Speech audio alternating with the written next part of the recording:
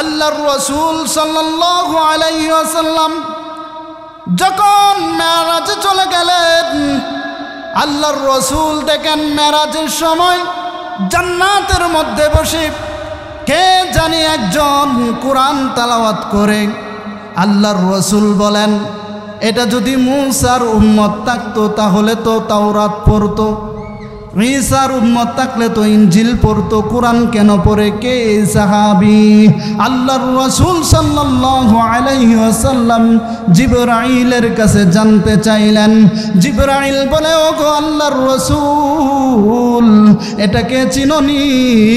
এটা হলো আপনার সাহাবী যায়েদ বিন নুমান। আল্লাহর রাসূল মেরাজ থেকে চলে আসলেন, আসার পরে জিজ্ঞাসা করেন, ওগো সাহাবী শুনো, তোমাকে দেখলাম জান্নাতের মধ্যে কোরআন তেলাওয়াত করো, কি আমল করো? বলে, আমি তো আমল করি সাধারণ সাহাবীদের মতোই, কিন্তু একটা আমল আছে। সেই আমলটা কি জানেননি? সেই আমলটা হলো আমার মাকে আমি প্রতিদিন গোসল করা দেই, আমার মার চুলগুলা বেনি বাঁধিয়া দেই, আমার মার মুখে খাবার তুলে দেই। এই গুণটার কারণে হয়তো আল্লাহ রব্বুল আলামিন আমাকে কবুল করেছেন, আর আমার কোরআন তেলাওয়াত আপনি জান্নাতের মধ্যে শুনতে পেরেছেন। সুবহানাল্লাহ। এখন তো দেখা যায় যে মা বাবাকে, যে সন্তান ঢাকায় চাকরি করে মা গ্রাম থেকে ফোন দিল, বাবা এই শীতের মধ্যে তুই তো ভালো আছিস, তোর বউ ভালো আছে, তোর সন্তানও ভালো আছে, বাবা রে আমার তো অবস্থা এমন হয়েছে, ঘরে কুয়াশা পড়ে, কম্বল নাই, বাবা আমার জন্য একটা কম্বল দিয়া পাঠাও। সন্তান বলে বারবার ফেসাল ভাইর না, আছে না নাই? মা বাবার সাথে খারাপ আচরণ করে। এবার দেখা যায় গানের অনুষ্ঠান, বিভিন্ন অনুষ্ঠানের টাকা পয়সা দেয়, আছে না নাই? কিন্তু আল্লাহ রব্বুল আলামিন বলেন, ইয়াসআলুনাকা মাযা ইউনফিকুন কুল মা আনফাকতুম মিন খায়রিন ফালিল ওয়ালিদাইনি ওয়াল আকরাবিন। ওগো আল্লাহর রাসূল, আপনার কাছে সাহাবায়ে কেরাম প্রশ্ন করে তাদের টাকা পয়সা কোথায় দিবে? আল্লাহর রাসূল বলেন, আল্লাহ তাআলা আয়াত নাজিল করেছেন তোমার মা বাবার কাছে দিবে। সুবহানাল্লাহ।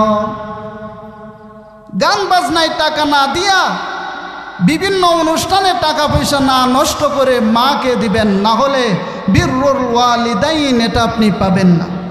আল্লাহর রাসূল বলেন, রেজার রব্বি বিরাজাল ওয়ালিদাইন, মা বাবা খুশি তো জান্নাত পাবেন, মা বাবা খুশি আল্লাহ খুশি।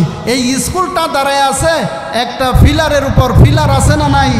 আর যখন একটা মানুষের জান্নাতও দাঁড়িয়ে থাকে যে মা বাবার খুশির উপরে, মা বাবা যদি বেজার থাকে তাহলে জান্নাত দাঁড়িয়ে থাকতে পারে না। দুনিয়াতে আসলাম এমনি আসলাম না, আমরা যারা মানুষ আমাদের উপর হক আছে না নাই? একটি হকের নাম হকুল্লাহ, আর একটি হকের নাম হকুল ইবাদা। একটি আল্লাহ তাআলার হক, আরেকটি হচ্ছে বান্দার হক। আল্লাহর হক কেন, আবার বান্দার হক কেন? বান্দাদের মধ্যে সর্বপ্রথম আল্লাহর পরপরই আল্লাহ তাআলা কোরআনের অসংখ্য জায়গায় পিতা মাতার হক তুলে ধরেছেন। অনেক মানুষ এমন আছেন যারা বলে আমার কাছে কেউ কোনো কিছু পায় না, কোনো লেনদেন নাই। আসলে ব্যাপারটা এমন নয়, পৃথিবীতে যারাই আছেন সকলেরই হক আছে। আল্লাহর হক কেন? আমার গোটা শরীরের মধ্যে আল্লাহ রব্বুল আলামিন তার নিদর্শন রেখেছেন। আমি আপনাদেরকে যে চক্ষু দিয়ে দেখছি, এই চক্ষুর যে ফটো রিসেপ্টর আছে, এই ফটো রিসেপ্টরের কারণে আপনাদেরকে আমি দেখছি, আপনি আমাদেরকে দেখছেন। এর কারণ কি? এগুলা কাজ করে দুইটা জিনিসের সমন্বয়। কিভাবে কাজ করে? একটা হলো রড সেল আর একটা হলো কোন সেল। এটার মধ্যে দিয়ে প্লেনিয়ার টু নার্ভ, এর মধ্য দিয়ে 7 লক্ষ প্লেনিয়ার টু নার দিয়ে আমাদের মগজে পৌঁছায় দেয়। এর ফলে আমরা দেখতে পাই কোনটা সাদা কোনটা কালো। এরকমভাবেই যে রড সেল এবং কোন সেল দুই চক্ষুর মধ্যে 27,40,00,000 রড সেল আছে, কোন সেল আছে। এই 27,40,00,000 শ্রমিক আমার আপনার হয়ে কাজ করছে, যেন আল্লাহ তাআলা দিয়েছেন যেন আমার বান্দা সুন্দরভাবে দেখতে পায়। হার্টের মধ্যে আল্লাহ তাআলার নিদর্শন আছে। ডান অলিন্দ বাম অলিন্দ এক একটা কাজ আছে। আবার এটা একটা হার্ট এমন একটি পাম্প মেশিন, এটা দিয়ে জীবনের শুরু থেকে মৃত্যু পর্যন্ত একটা দিনের জন্য বন্ধ হয় না, টিপ টিপ টিপ টিপ করে চলছে তো চলছেই। এটা কে দিয়েছেন ভাই? আল্লাহ। এরপরে আপনার আমার যে পেট আছে, এই পেটে এমন একটা গ্যাস আছে যার কারণে যদি একটা মানুষ আস্ত ব্লেডও গিলে ফেলে তারপরেও এটা হজম হয়ে যায়। আবার এইটাকে আল্লাহ তাআলা আবরণ দিয়ে রেখেছেন যেন এটা পেটের কোনো ক্ষতি না করে। মোট কথায় বলতে গেলে আপনার মাথার চুল থেকে পায়ের নখ পর্যন্ত শরীরের মধ্যে আল্লাহ তাআলার নিদর্শন আছে, সেদিকে আলোচনা করব না। আর যারা জ্ঞানী তাদের জন্য কোরআন হচ্ছে নিদর্শন। এই কোরআনের মধ্যে মানব কিভাবে সৃষ্টি করেছেন আল্লাহ তাআলা বয়ান করে শুনিয়েছেন। রব্বুল আলামিন বলেন, কিতাবুন ফুসসিলাত আয়াতুহু কুরআনান আরাবিয়্যান লিকাওমিন ইয়াকিলুন। রব্বুল আলামিন বলেন, আমি কোরআনকে নাজিল করলাম, আরবি ভাষায় নাজিল করেছি, আর জ্ঞানীদের জন্য এর মধ্যে রয়েছে নিদর্শন। এটা বোকাদের জন্য নয়, জ্ঞানীদের জন্য। এরপরে আল্লাহ রাব্বুল আলামিন কুরআনুল কারীমের মধ্যে বলেন, আম খুলিকু মিন গায়রি শাইইন আম হুমুল খালিকুন। মানুষ কি তারা মনে করেন নিজেরা সৃষ্টি হয়ে গেছে, না তারা এমনিতেই সৃষ্টি হলো? আমরা কি নিজেরা সৃষ্টি হয়েছি নাকি আমাদেরকে সৃষ্টি করেছেন? আমাদেরকে আল্লাহ রাব্বুল আলামিন সৃষ্টি করেছেন। আল্লাহ রাব্বুল আলামিন আমাদেরকে যে কিভাবে সৃষ্টি করেছেন, সুন্দর থেকে সুন্দরতর অবয়বে সৃষ্টি করেছেন। ওয়াত্তিনি ওয়াজ্জাইতুনি ওয়া তুর সিনিনা ওয়া হাযাল বালাদিল আমিন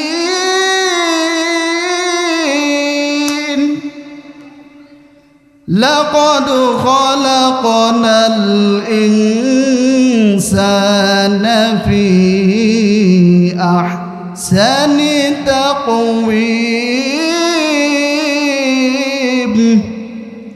মানুষকে আমি লাকাদ খালাকনাল ইনসানা ফি আহসানি তাকওয়িম, সুন্দর থেকে সুন্দর অবয়বে সৃষ্টি করেছি।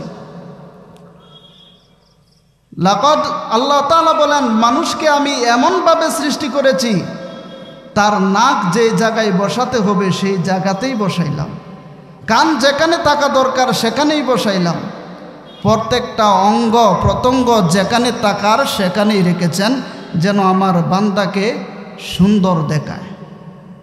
ওয়ালাকাদ খলাকনাকুম সুম্মা সাওয়ারনাকুম, বানিয়েছি আমি, সাজিয়েছি আমি। কিন্তু আজকের তথাকথিত কিছু বুদ্ধিজীবী আছে, তারা বলে না, মানুষ থেকে মানুষ নয়, বানর থেকে মানুষ হয়েছে। এই বুদ্ধিজীবীদের মাথার উপর তাকিয়ে দেখবেন মাথার চুলও নাই, চুল উঠে গেছে। তাদের মাথায় যদি সিটি স্ক্যান করেন দেখা যাবে তাদের মাথায় গিলু পর্যন্ত নাই। মানুষ আজ কুফর করে, এমন একটা অবস্থা, মানুষ মনে করে যে আমরা মানুষ থেকে হই নাই, বানর থেকে হয়েছি। এটা কাফেরদের ছাড়া কোনো মুমিনের দ্বারা সম্ভব নয়। রব্বুল আলামিন বলেন, সূরাতুল বাকারা খুলে দেখুন 28 নম্বর আয়াতে আল্লাহ রব্বুল আলামিন বলেন, কাইফা তাকফুরুনা বিল্লাহি ওয়া কুনতুম আমওয়াতান ফাআহইয়াকুম সুম্মা ইউমীতুকুম সুম্মা ইউহয়িকুম সুম্মা ইলাইহি তুরজাউন।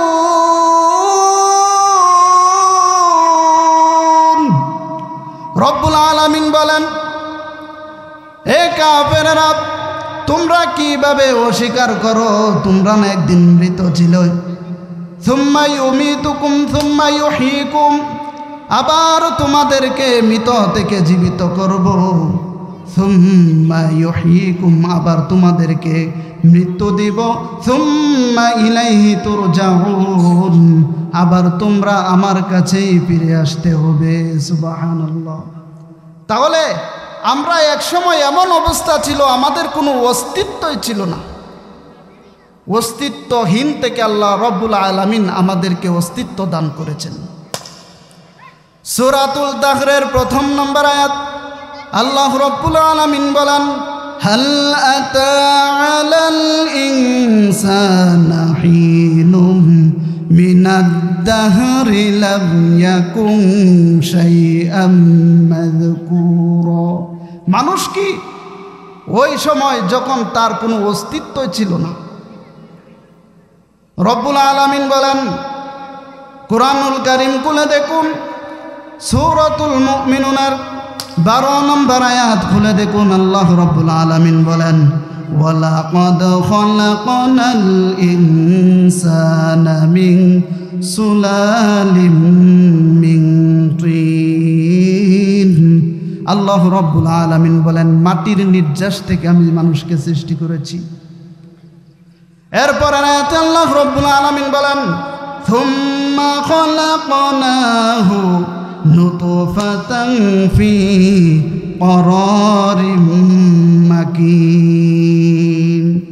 আল্লাহ রব্বুল আলামিন বলেন যে এরপরে আমি আল্লাহ রব্বুল আলামিন নুতফাকে তার মায়ের রেহেমে ঢুকাইছি এবং সংরক্ষিত অবস্থায় রেখেছি। আমরা নুতফা ছিলাম সামান্য 1 ফোঁটা নাপাক পানি। এই নাপাক পানির নাম পর্যন্ত মানুষ মুখে নিত না। আজ মানুষ হয়ে কিভাবে অহংকার করে, আল্লাহর সাথে কুফর করে। মানুষ এক সময় নাপাক পানি ছিল, এই নাপাক পানির নাম পর্যন্ত মানুষ মুখে নেয় না লজ্জায়। আর এই পানি যদি শরীর লাগে শরীর নাপাক হয়, আবার এই পানি যদি কাপড়ে লেগে তাহলে কাপড় পর্যন্ত নাপাক হয়ে যায়। দুর্গন্ধময় এক পানি থেকে আমি আর আপনি সৃষ্টি হয়েছি। এবার আল্লাহ রব্বুল আলামিন এটাকে সংরক্ষিত করে মায়ের গর্ভে রেখেছেন। পুরুষের যে বীর্য আর মায়ের ডিম্বাণু, এই দুটাকে আল্লাহ তাআলা একত্রিত করে নিষেক তৈরি করেছেন। এর থেকে আস্তে আস্তে করে মানুষ মায়ের পেটের মধ্যে বড় হয়েছে। কিভাবে বড় হয়েছে? রব্বুল আলামিন বলেন, সুম্মা খলাকনান নুতফাতা আলাকাতান ফাখলাকনাল আলাকাতা মুদগাতান ফাখলাকনাল মুদগাতা ইযামা ফাকাসাওনাল ইযামা লাহমা সুম্মা আনশা'নাহু খালকান আখার ফাতাবারাকাল্লাহু আহসানুল খালিকিন। আল্লাহ রব্বুল আলামিন বলেন যে নুতফাকে আমি আল্লাহ রব্বুল আলামিন মায়ের রেহেমের মধ্যে আস্তে আস্তে এটাকে আলাকা বানিয়েছি। এই আলাকা থেকে রক্ত, যে একটা রক্তের টুকরা তৈরি করেছেন, আবার এর থেকে মাংসের টুকরা, আবার এর থেকে আল্লাহ রব্বুল আলামিন আকৃতি তৈরি করেছেন, আবার এর ভিতরে আল্লাহ রব্বুল আলামিন হাড় ঢুকিয়েছেন, আবার এর থেকে আল্লাহ রব্বুল আলামিন আস্তে আস্তে আমার মতো আপনার মতো মানুষ সৃষ্টি করেছেন। আর মানুষ আজ কুফর করে আল্লাহ রব্বুল আলামিনের সাথে। এরপরে আল্লাহ রাব্বুল আলামিন বলেন মিন নুতফাতিন খলাকাহু ফাকদ্দারা। আমি আল্লাহ রাব্বুল আলামিন শুক্র থেকে আমি আল্লাহ রাব্বুল আলামিন তাকে সুগঠিত করেছি। আস্তে আস্তে এই শুক্রাণু থেকে সুগঠিত করেছেন। এরপরে আল্লাহ রাব্বুল আলামিন বলেন সুম্মাস সাবিলা ইয়াসসারা। আল্লাহ রাব্বুল আলামিন বলেন আমি তার মায়ের পেট থেকে বাইর হওয়ার জন্য পথকে সহজ করে দিয়েছি। মায়ের পেট থেকে বাইর হওয়ার জন্য আল্লাহ তাআলা আমার আপনার পথকে কি করেছেন? সহজ করেছেন। কিন্তু আমরা বর্তমান অবস্থায় এমন দেখতে পাই যে আমাদের যে সিজার লাগে, অথচ আল্লাহ বলেন তার মায়ের পেট থেকে বাইর হওয়াকে সহজ করেছি। সিজার লাগে কেন? সেদিকে যাব না, সময় কম। এরপরে আল্লাহ রাব্বুল আলামিন বলেন ওয়াল্লাহু আখরাজাকুম মিন বুতুনি উম্মাহাতিকুম লা তা'লামুনা শাইআ ওয়া জা'আলা লাকুমুস সাম'a ওয়াল আবসারা ওয়াল আফইদা লা'আল্লাকুম তাশকুরুন। আমার ভাইরা, সূরাতুন নাহলের 78 নম্বর আয়াত খুলে দেখুন। আল্লাহ রাব্বুল আলামিন বলেন ওয়াল্লাহু আখরাজাকুম মিন বুতুনি উম্মাহাতিকুম। আমি তোমাকে বের করেছি তোমার মায়ের পেট থেকে। ওয়াল্লাহু আখরাজাকুম মিন বুতুনি উম্মাহাতিকুম লা তা'লামুনা শাইআ। কিছুই জানতে না তুমি। লা তা'লামুনা শাইআ, কিছুই জানতে না তুমি। ওয়া জা'আলা লাকুমুস সাম'a ওয়াল আবসারা ওয়াল আফইদা। তখন তোমার বাক শক্তি ছিল না, স্মরণ শক্তি ছিল না, কিছুই জানতে না তুমি। আমি আল্লাহ রাব্বুল আলামিন সেখান থেকে তোমাকে শ্রবণ শক্তি দান করলাম, চক্ষু শক্তি দান করলাম, এবং তোমাদেরকে আমি হৃদয় শক্তি দান করেছি, যাতে করে তোমরা আমার শুকরগুজার বান্দা হইতে পারো। আমাদেরকে আল্লাহ তাআলা কেন সৃষ্টি করেছেন? আল্লাহ তাআলা শুকরগুজার বান্দা হওয়ার জন্য। শুকরগুজার বান্দা হওয়ার জন্য আল্লাহ তাআলা অসংখ্য অগণিত নিয়ামত আমাদেরকে দিয়ে রেখেছেন। আল্লাহ রাব্বুল আলামিন বলেন যেহেতু আমি তোমাদেরকে এত নিয়ামত দিয়েছি, ওয়াইন তাউদ্দু নি'মাতাল্লাহি লা তুহসুহা। নিয়ামতের বর্ণনা করে শেষ করতে পারবে না। হায়াত শেষ হয়ে যাবে, মৃত্যু হয়ে যাবে, নিয়ামতের বর্ণনা করে শেষ করতে পারবে না। এবং আল্লাহ তাআলা এটাও বলেন লা আযীদান্নাকুম। যদি কেউ নিয়ামতের শুকর আদায় করে, লা ইন শাকারতুম লা আযীদান্নাকুম ওয়া লা ইন কাফারতুম ইন্না আযাবি লাশাদীদ। যদি কেউ নিয়ামতের শুকর আদায় করে, তাহলে আমি আল্লাহ রাব্বুল আলামিন তার নিয়ামতকে বাড়া দেই। বলি সুবহানাল্লাহ। শুকর আদায় করার দরকার আছে না নাই? এই জন্য এতক্ষণে এটাই বুঝাইলাম যে আল্লাহ রাব্বুল আলামিনের হক আছে। কেন?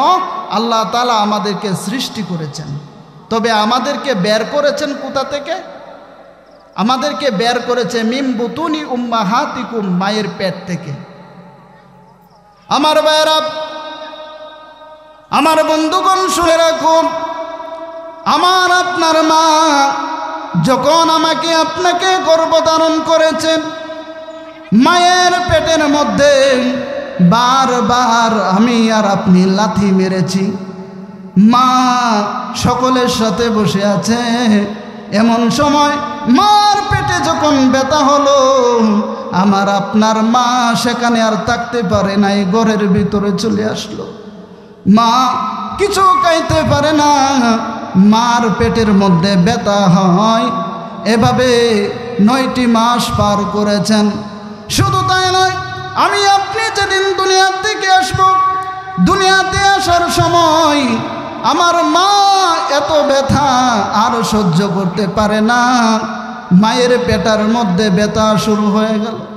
এবার আমার বাবাকে ডাক দিয়া বলে, ও প্রাণের স্বামী, আমার পেটে এমন ব্যথা আমি আর সহ্য করতে পারি না।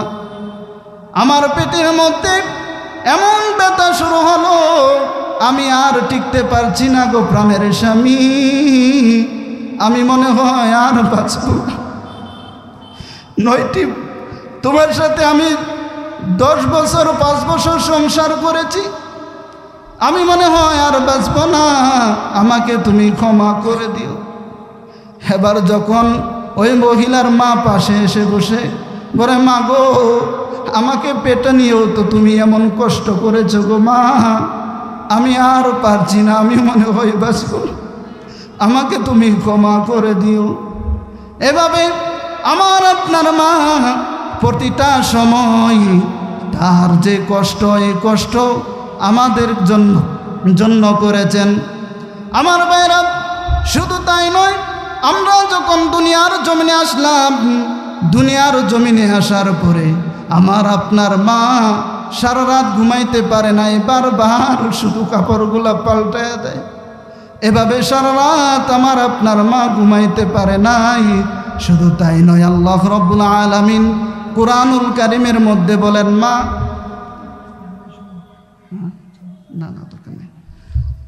আমার আপনার মা দুধ পান করেছেন। আল্লাহ রাব্বুল আলামিন বলেন, ওয়াল ওয়ালিদাতু ইউরদি'না আওলাদাহুন্না হাওলাইনি কামিলাইনি লিমান আরাদা আন ইউতিম্মা রাদা'a। পাক্কা 2টা বছর দুধ পান করিয়েছেন। আর এখনকার জমানায় দেখা যায় মা আর সন্তানকে দুধ পান করাতে চায় না। এখন বলে যে লেট্টু জেনান ডানুয়ান আছে না নাই? যদি দেখেন যুক্তরাজ্যে, যুক্তরাষ্ট্রে, অস্ট্রেলিয়া, জার্মানিতে মা তার সন্তানকে দুধ খাওয়াইতে চায় না। কেন খাওয়াইতে চায় না? তার কারণ হচ্ছে যে তার যে বডি ফিগার আছে এটা নষ্ট হয়ে যাবে, এই ধারণা। কিন্তু আল্লাহ দিয়েছেন, এই মায়ের স্তনকে দিয়েছেন মানুষের মনোরঞ্জন সৃষ্টি করার জন্য নয়, এই স্তনকে আল্লাহ রাব্বুল আলামিন দিয়েছেন তার সন্তানকে দুধ পান করানোর জন্য। এখন আপনারা নজর করে দেখবেন যে যুক্তরাষ্ট্র এবং যুক্তরাজ্যে, জার্মানিতে, অস্ট্রেলিয়াতে প্রতিটা মেয়ের স্তনের মধ্যে ক্যান্সার হয়। কেন হয়? কারণ এই দুধটা বুকের মধ্যে জমে থাকে। এই জন্য প্রতিটা মায়ের উচিত তার সন্তানকে দুধ পান করানো, এটা আপনার সন্তানের হক আপনার কাছে। আমার ভাইয়েরা, এরপরে আল্লাহ রাব্বুল আলামিন এই মা কষ্ট করেছেন, এই জন্য আল্লাহ রাব্বুল আলামিন মায়ের হক দিয়েছেন। আল্লাহ রাব্বুল আলামিন বলেন, ওয়া ইযা আখাযনা মিসাকা বানি ইসরাঈলা লা তা'বুদুনা ইল্লাল্লাহ ওয়া বিল ওয়ালিদাইনি ইহসানা। আল্লাহ রাব্বুল আলামিন শুধু বনি ইসরাঈলদেরকে বলেন নাই, وَإِذْ أَخَذْنَا مِيثَاقَ بَنِي إِسْرَائِيلَ لَا تَعْبُدُونَ إِلَّا اللَّهَ আল্লাহ তাআলা ছাড়া অন্য কারো ইবাদত করো না। লা তা'বুদুনা ইল্লাল্লাহ ওয়া বিল ওয়ালিদাইনি ইহসানা, পিতামাতার খেদমত করো, পিতামাতার সাথে সদ্য ব্যবহার করো। পিতামাতার সাথে ভালো ব্যবহার করার জন্য বলেছেন। শুধু তাই নয়, আল্লাহ রাব্বুল আলামিন বলেন, শুধু ইবাদত হবে আমি আল্লাহর জন্য, অন্য কারো ইবাদত করা যাবে, অন্য কারো ইবাদত করা যাবে না। আল্লাহ রাব্বুল আলামিন বলেন, কুল ইন্না সলাতি ওয়া নুসুকি ওয়া মাহইয়ায়া ওয়া মামাতি লিল্লাহি রাব্বিল আলামিন। বান্দা, তোমার বেঁচে থাকা, তোমার মরে যাওয়া, তোমার কুরবানি, তোমার নামাজ, যা কিছু হবে সব হবে আল্লাহর জন্য, অন্য কারোর জন্য হবে না। যা কিছু করব সব হবে কার জন্য? আল্লাহর জন্য। এরপরে আল্লাহ রাব্বুল আলামিন সূরাতুন নিসা খুলে দেখেন 36 নম্বর আয়াত। আল্লাহ রাব্বুল আলামিন বলেন, ওয়া'বুদুল্লাহা ওয়া লা তুশরিকু বিহি শাইআ ওয়া বিল ওয়ালিদাইনি ইহসানা ওয়া'বুদুল্লাহ, আল্লাহর ইবাদত করো, লা তুশরিকু বিহি শাইআ, শিরিক করো না। শিরিক আমাদের সমাজে আছে না নাই? মসজিদে আমরা বলি ইয়াকা না'বুদু ওয়া ইয়াকা নাস্তাঈন, কিন্তু মসজিদ থেকে বাহির হয়ে পীরের পায়ে সেজদা দেয়, আছে না নাই? কথা বলেন না কেন, আছে না নাই? এই জন্য আল্লাহর তাআলা কুরআনুল কারীমের মধ্যে বলেন ওয়ালাউ আশরাকু লাহাবিতা আনহুম মা কানু ইয়ামালুন, যতই নেক করো যদি শিরিক যুক্ত হয় আল্লাহ রাব্বুল আলামিন কবুল করবেন না। এই জন্য শিরিক করা যাবে না। শিরিক মানুষের ইবাদতকে নষ্ট করে দেয়।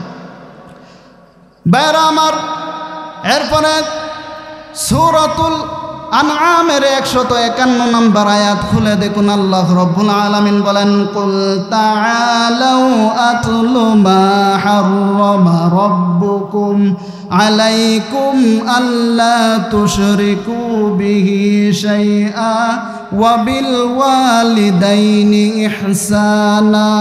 আল্লাহ তাআলা এখানেও বলেছেন কুল তাআলাউ আতলু মা হাররামা রাব্বুকুম আলাইকুম, হে নবী আপনি তাদেরকে তেলাওয়াত করে শোনায় দেন। কি তেলাওয়াত করে শোনাবেন? কুল তাআলাউ আতলু মা হাররামা রাব্বুকুম আলাইকুম আল্লা তুশরিকু বিহি শাইআ, আল্লাহ তাআলার সাথে শরীক সাব্যস্ত করা যাবে না। ওয়া বিল ওয়ালিদাইনি ইহসানা, যে পিতা মাতার সাথে সদ্য ব্যবহার করো। আল্লাহ কুরআনের অসংখ্য জায়গায় নিজের হকের পরে মা বাবার হক তুলে ধরেছেন। আল্লাহ এখানে হারাম করে দিয়েছেন আল্লাহর ইবাদত করবে, শরীক করবে না, আবার মা বাবার সাথে সদ্য ব্যবহার করবে। রব্বুল আলামিন বলেন ওয়া ক্বাদা রাব্বুকা আল্লা তা'বুদু ইল্লা ইয়্যাহু ওয়া বিল ওয়ালিদাইনি ইহসানা। আল্লাহ রব্বুল আলামিন ফরজ করে দিয়েছেন ওয়া ক্বাদা রাব্বুকা আল্লা তা'বুদু ইল্লা ইয়্যাহ, আল্লাহ ছাড়া কারো ইবাদত করা যাবে না। ওয়া বিল ওয়ালিদাইনি ইহসানা, সাথে সাথে বলেছেন মা বাবার সাথে সদ্য ব্যবহার করো। এরপরে আল্লাহ রাব্বুল আলামিন বলেন ইম্মা ইয়াবলুগান্না ইনদাকাল কিবারা আহাদুহুমা আও কিলাহুমা فلا تقل لهما أف ولا تنهرهما وقل لهما قولا كريما। আল্লাহ রাব্বুল আলামিন বলেন তোমরা যদি তোমার পিতা মাতা দুজন থেকে একজনকেও যদি বৃদ্ধ অবস্থায় পাও, তাহলে তার সাথে তুমি এমন আচরণ করবে, ধমক দিয়ে কথা বলবে না, তার সাথে সম্মানজনক কথা বলবে। আর শুনে রাখো তোমার মা যেন উফ পর্যন্ত না বলতে পারে। আজকাল দেখা যায় যে বাবা মাকে এমনও কথা বলা যাবে না যেটা শুনে বাবা বলে উফ, সন্তানের পায়ে কাটা বিচ্ছে। সন্তান বলতে পারবেন না বাবা আমি অনেক কষ্ট পাইছি, কারণ বাবার মনে কষ্ট পাবে, বাবা বলবে উফ। এই কথাটাও যেন বলতে না পারে। আর সন্তান মা বাবার সাথে ধমক দিয়ে কথা বলবে না, তাদের সাথে সম্মানজনক কথা বলবে। আল্লাহ তাআলা এই বনি ইসরাইলের এই আয়াতের মধ্যে আল্লাহ তাআলা ঘোষণা করে দিয়েছেন। আমার ভাইরা, আপনি যদি এলাকার বড় নেতা হন, এসপি ডিসি হন, তারপরেও আপনার মায়ের সাথে আপনি খারাপ আচরণ করতে পারবেন না, ভালো আচরণ করতে হবে। আপনার ক্ষমতা আছে, বাহিরে আছে, কিন্তু আপনার মায়ের কাছে গেলে, বাবার কাছে গেলে আপনার কোনো উচ্চ আওয়াজে কথা চলবে না। আপনার মা যদি ইচ্ছা করে আপনাকে কষায়া দুইটা থাপ্পড়ও মারতে পারে, আপনি কিছু বলতে পারবেন না। আমার ভাইরা, এখন তো দেখা যায় সন্তান মা বাবাকে নিয়ে বাগাবাগি করে, আছে না নাই? বাগাবাগি করে, বলে আমার এই জায়গায় 10 দিন, তার এই জায়গায় 5 দিন, তার এই জায়গায় 10 দিন। তখন মা বাবা চিন্তা করে, বাবা তোরে পেটে নেওয়ার সময় কোনো দিন কষ্টের ভাগ কাউরে দেই নাই, আমার কষ্ট আমি বুক করেছি, কাউকে ভাগ দেই নাই, আজকে আমার লয়ে বাগাবাগি করস। এবার গিয়ে বলে আমার 10 দিন শেষ, তুমি এখন যাও, আরেকজনের কাছে যাও। এরকমভাবে বলা যাবে না। সন্তান নিয়ে ভাগাভাগি করে। এমনও দেখা যায় যে মা বাবাকে খাবার দিতে চায় না, স্ত্রী বলে আমার সারা রাত ঘুম হয় না। বলে কেন? তোমার মা বাবা শুধু কাশে, রাতের বেলায় বুড়ো হয়ে গেছে, বারবার শুধু কাশে, বুইরা বেড়া। এমন আছে না নাই? এরকম বলতে থাকে। কিন্তু আমার আল্লাহ তাআলা নিষেধ করেছেন, না, মা বাবার সাথে কওলান কারীমা, তাদের সাথে সম্মানজনক কথা বলবে। আমার ভাইরা, সময় খুব কম। অনেক সময় দেখা যায় একজন বৃদ্ধ মানুষ রিক্সা চালায় অথবা প্রাণ আর ফ্যাক্টরিতে কাজ করে। যদি জিজ্ঞাসা করি কি ব্যাপার চাচা, আপনি এই বয়সে কেন কাজ করতে আসছেন, আপনার বাড়ি কোথায়? বলে আমার বাড়ি উত্তরবঙ্গ থেকে আমি এসেছি। আমি বললাম কি ব্যাপার, আপনার কি সন্তান নাই? বলে সন্তান আছে, কিন্তু সন্তান আর খাবার দিতে চাই না। আমি বললাম কেন? বলে আমার সন্তান যখন লেখাপড়া করাইলাম ঢাকা শহর চাকরি করে, আমার সন্তান আমাকে কোনো খোঁজ খবর নেয় না। আমি যখন বিবাহ করে দিলাম, এখন আরও খোঁজ খবর নেয় না। আগে মাঝে মধ্যে টাকা দিত, দোকান বাকি দিতাম, কিন্তু এখন দেখা যায় দোকান বাকিটাও দিতে পারি না, সন্তান টাকা পাঠাই না। এখন গো এই জন্য আমি কাজ করতে আসলাম। এমন আছে না নাই? মনে রাখবেন, দুইটা অন্যায় কোনোদিন করবেন না। দুইটা অন্যায় করা যাবে না। এই দুইটা অন্যায় যদি করেন তাহলে দুনিয়াতেই আযাব চলে আসবে, আযাব চলে আসবে। আখিরাতে তো থাকবেই, দুনিয়াতেও আল্লাহ দেখিয়ে নেবেন। 1 নাম্বার হচ্ছে পিতা মাতাকে কষ্ট দেওয়া, 2 নাম্বার হচ্ছে হয় জুলুম করা। জুলুম আমাদের সমাজে আছে না নাই? এমনও জালেম দেখা যায়, একটা গরিব মানুষ রিক্সা চালায়। এই গরিব মানুষটা তার রিক্সায় যখন একজন উঠলো বড় নেতা, উঠার পরে এই রিক্সা দিয়ে কোনো জায়গায় সারাদিন ঘোরাফেরা করলো নেতার কাজে। আবার যখন সময় শেষ হয়ে যায়, সন্ধ্যা হয়ে যায়, 200 টাকা হাতে ধরা দেয়। এবার রিক্সাওয়ালা বলে মামা কি দিলেন? 200 টাকা। 200 টাকা দিলে কি চলে? সারাদিনের রিক্সা বাড়াই দিব কি, আর সন্তানকে খাওয়াবই কি? এমন আছে না নাই? তখন এই টাকা চাইলে 100 টাকা বা 200 টাকা আবার নিয়ে কষায় 2টা থাপ্পড় মারে। থাপ্পড় মারার পরে বলে যাই টাকাই দিব না। তখন সে বলে মামা আমার টাকা দেন। এভাবে যখন চিল্লাচিল্লি করতে থাকে, আশেপাশের মানুষগুলা তাকায় তাকে, কথা বলে না। এই রিক্সাওয়ালাও বুঝতে পারে এ বড় জালেমের সাথে আর কথা বলে কোনো কাজ নাই। তখনই ওই রিক্সাওয়ালা বলে আল্লাহ আপনি আমাকে কেন গরিব বানিয়েছেন? আমাকে টাকা দেয় নাই, আমার সাথে জুলুম করেছেন। আল্লাহর রাসূল বলেন এই কথাটা আল্লাহ রব্বুল আলামিনের কাছে পৌঁছায় যাবে, কোনো পর্দা থাকবে না। ভাইরা আমার, এমন লোক আছে যারা এলাকার মধ্যে বড় দাপট দেখায়, অহংকারী করে বড় শক্তি দেখায়। দেখা যায় আরেক বাড়ি থেকে, একজন গরিব মানুষের বাড়ি থেকে একটা মুরগি গেল, 2টা জবাই করে খায়া ফেলায়, আছে না নাই? অথবা খুব দাপটে কয়েকটা ছাগল পারে, আরেকজনের খেতে যায়, কিছু ভয়ে বলতে পারে না, কারণ বললে উপায় নাই, আছে না নাই? এমন জালেম আছে না নাই? এমনও দেখা যায় কোন মানুষের উপর নির্যাতন করে, জমি দখল করে, জোর করে, আবার বলে ক্ষেত আমার, নামলে তোর খবর আছে, পাও কাটতেলামও, আছে না নাই? এই বেটা যখন জুলুম করে, আল্লাহর রাসূল বলেন ওয়াত্তাকিল্লাহা দাওয়াতাল মাজমুম, তোমরা মাজমুমের বদদুয়া থেকে তোমরা বেঁচে থাকো।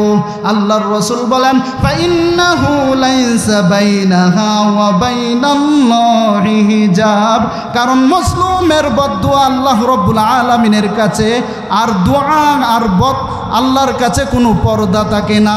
আল্লাহর রাসূল বলেন দাওয়াতুল্লাহিল মাজলুম, তোমরা মজলুমের বদদুয়া থেকে তোমরা বাঁচো। ওয়াত্তাকুল্লাহা ফাওকাল গাবা, কারণ আল্লাহ দৃশ্য আর অদৃশ্য, গায়ব আর প্রকাশ্য সব কিছু দেখেন কে? আল্লাহ রব্বুল আলামিন। আর হাবিব বলেন ওয়াত্তাকুল্লাহা দাওয়াতাল মাজলুম ফাইন্নাহা তুসাদু ইলাস সামাই কান্নাহা শারার। আল্লাহর রাসূল বলেন এই বদদুয়াটা আসমান পর্যন্ত, মেঘমালা পর্যন্ত এটা উড়তে থাকে, উড়তে উড়তে যে কোনো সময় তার উপর বদদুয়াটা পড়তে পারে। এই জন্য জুলুম করা যাবে নি। যদি কোনো কাফের পূজারও যদি কোনো দিন কাউকে যদি বদদুয়া দেয়, আল্লাহ এটাও কবুল করে নেয়। কোনো কাফের বদদুয়া থেকেও বেঁচে থাকতে হবে। আর একজন কাফের বদদুয়া যদি কবুল হয়, আর তাহলে একজন আলেমকে যদি নির্যাতন করেন, জেলে ঢুকাইয়া দেন, রিমান্ডে নেন, কোরআনের পাখি মুসলিম আলেমকে যখন আপনি নির্যাতন করবেন, জেলে ঢুকাইয়া দিবেন, কোরআনের কথা বলতে দিবেন না, আল্লাহ রব্বুল আলামিন দেখে কি না দেখে না? এমন অবস্থা করবে দেশ ছাড়ে পালায়া যাইতেও সময় পাবেন না, ঠিক কিনা? আমার ভাইরা, আল্লাহর রাসূল সাল্লাল্লাহু আলাইহি ওয়াসাল্লাম বলেন ওয়া ইজ্জাতি ওয়া জালালি, আল্লাহ তাআলার জালালিয়াতের কসম, আল্লাহ রব্বুল আলামিন লানসারুন্নাকা ওয়ালাউ বা'দা হিন, অতি শীঘ্রই জালেমদের বিরুদ্ধে ওই মজলুমকে সাহায্য করবেন, ঠিক কিনা? জালেম যতই অন্যায় করুক, জালেমের শক্তি বেশি কিন্তু চিরস্থায়ী নয়। যতই নির্যাতন করুক, জালেমদের একদিন ধ্বংস হবেই হবে, কোনো সন্দেহ নাই।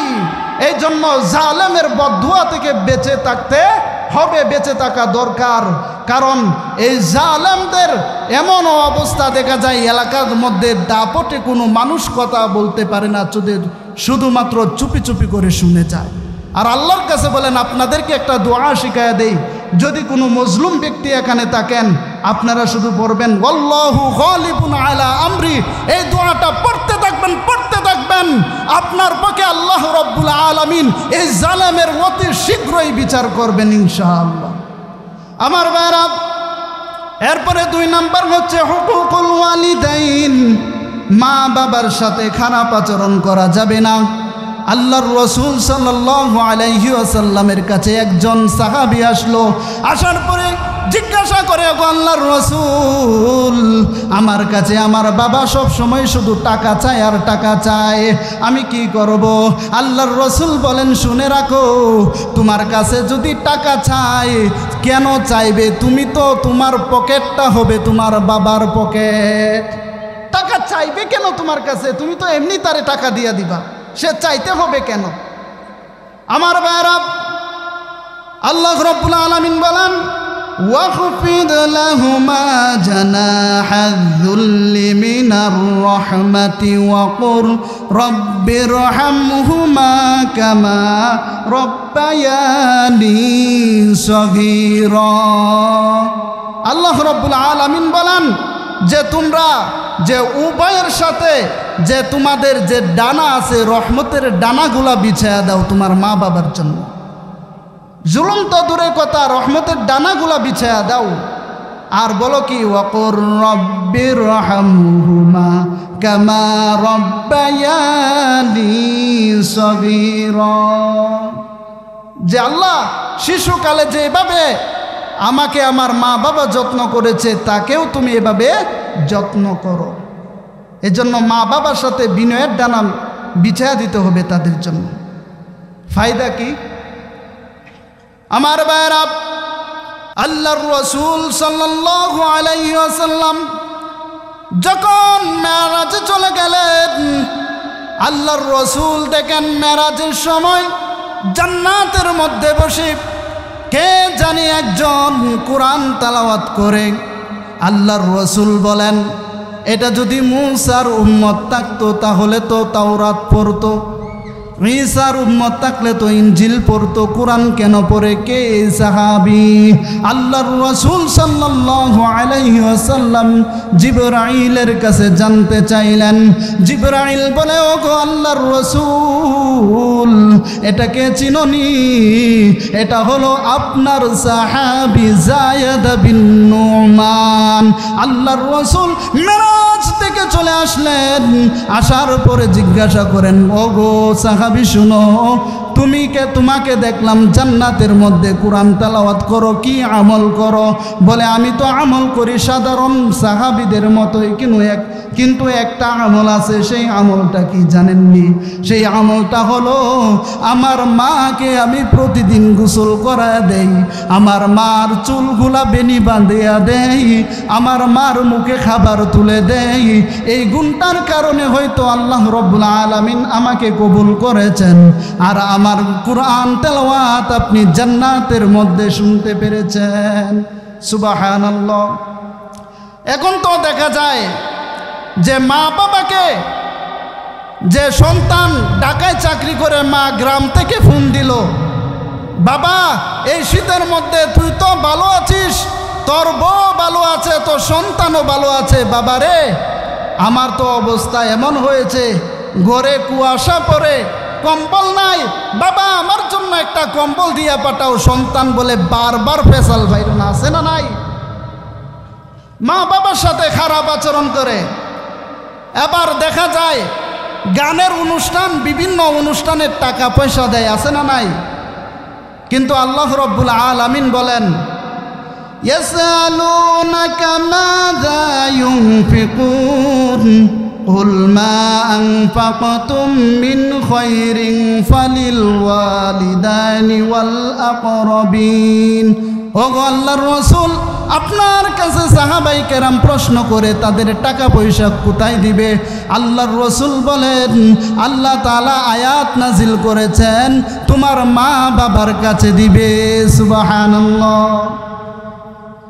গান বাজনায় টাকা না দিয়া, বিভিন্ন অনুষ্ঠানে টাকা পয়সা না নষ্ট করে মাকে দিবেন, না হলে বিররুল ওয়ালিদাইন এটা আপনি পাবেন না। আল্লাহর রাসূল বলেন, রেজার রব্বি বিরাজাল ওয়ালিদাইন, মা বাবা খুশি তো জান্নাত পাবেন, মা বাবা খুশি আল্লাহ খুশি। এই স্কুলটা দাঁড়ায় আছে একটা ফিলারের উপর, ফিলার আছে না নাই? আর যখন একটা মানুষের জান্নাতও দাঁড়িয়ে থাকে যে মা বাবার খুশির উপরে, মা বাবা যদি বেজার থাকে তাহলে জান্নাত দাঁড়িয়ে থাকতে পারে না। এই জন্য মা বাবাকে খুশি করতে হবে। আমার ভাইরা, আল্লাহ রাব্বুল আলামিন বলেন, ওয়া ওয়াসাইনাল ইনসানা বিওয়ালিদাইহি হুসনা ওয়া ইন জাহাদাকা লিতুশরিকা বিহি মা লাইসা লাকা বিহি ইলমুন ফালা তুতিউহুমা ইলাইয়া মারজিউকুম ফাউনাব্বিউকুম বিমা কুনতুম তা'মালুন। আল্লাহ রাব্বুল আলামিন বলেন, মা বাবা যদি পাগল হয়, মা বাবা যদি মুশরিক হয়, তারপরে তোমার উপর যদি অত্যাচার করে, জুলুম করে, আর তোমাকে যদি শিরিক করতে বাধ্য করে, কিন্তু তুমি শিরিক করবে না, কিন্তু মা বাবার অবাধ্য সন্তান হওয়া যাবে না, মা বাবার সাথে খারাপ আচরণ করা যাবে না। জিহাদের ময়দানে যদি সন্তান বাবা কাফের যদি পেয়ে যায়, তারপরেও জিহাদের ময়দানে সন্তানের তরবারি বাবার গাড়ির উপর উঠবে না। সুবহানাল্লাহ। আর এখন দেখা যায় মানুষের কাছে পরিচয় দেয় আমার বাবা পাগল, অথবা মাকে পাগল বলে, আছে না নাই? এরকম জালেম আছে না নাই? মা বাবার সাথে খারাপ আচরণ করে। আমার ভাইরা, যদি আপনার উপর জুলুম করে, শিরিক করার জন্য, পাপ করার জন্য, তখন এটা করা যাবে না। আবু হুরায়রা রাদিয়াল্লাহু তাআলা আনহু আল্লাহর রাসূল সাল্লাল্লাহু আলাইহি ওয়াসাল্লামের কাছে চলে আসলেন, বলে, ওগো নবীজি, আমাকে আমার মা মেরেছেন, আমার মা আমাকে মেরেছেন, আমাকে দাগ ফেলিয়ে দিয়েছেন, আমার শরীর কালো করে দিয়েছেন। আল্লাহর রাসূল বলে, ও আবু হুরায়রা শুনে রাখো, মা তোমাকে মেরেছে, মায়ের নামে বিচার নিয়ে আসছো, মার নামে বিচার করার মতো আমি মুহাম্মদের ক্ষমতা নাই। আল্লাহর রসুলকে আবু হুরায়রা বলে, ওগো আল্লাহর রসুল, আমি আমার মার নামে বিচার দেওয়ার জন্য আসি নাই, আমার মার জন্য আল্লাহর কাছে আপনি দোয়া করেন। আল্লাহর রসুল তার মার জন্য দোয়া করেছেন। মার জন্য যখন দোয়া করেছেন, আবার আবু হুরায়রা দৌড় শুরু করলেন। দৌড়াইতে দৌড়াইতে যখন বাড়িতে চলে গেল, এবার একজন তাবা দিয়া ধরে, কি ব্যাপার, কোথায় যাও? বলে, দেখি আমার রসুলের দোয়া আগে পৌঁছায় নাকি আমি আগে পৌঁছাই। আবু হুরায়রা বাড়িতে চলে গেলেন, যায়া দেখেন মার কণ্ঠ নরম হয়ে গেল। বলে, বাবারে, তোমাকে না বুঝে আমি তোমারকে প্রহার করেছি, আর মারব না, তাড়াতাড়ি নিয়ে যাও, আমাকে মুহাম্মদের দরবারে নিয়ে যাও, আমি কালেমা পড়ে মুসলমান হয়ে যাব। সুবহানাল্লাহ। ভাইরা আমার, মা বাবা, আপনি বাড়ি থেকে বের হবেন, মা বাবাকে সালাম দিয়ে ভালো আচরণ করে যাবেন, তাহলে আল্লাহ রব্বুল আলামিন সারাটা দিন আপনাকে বরকতময় করে দিবেন।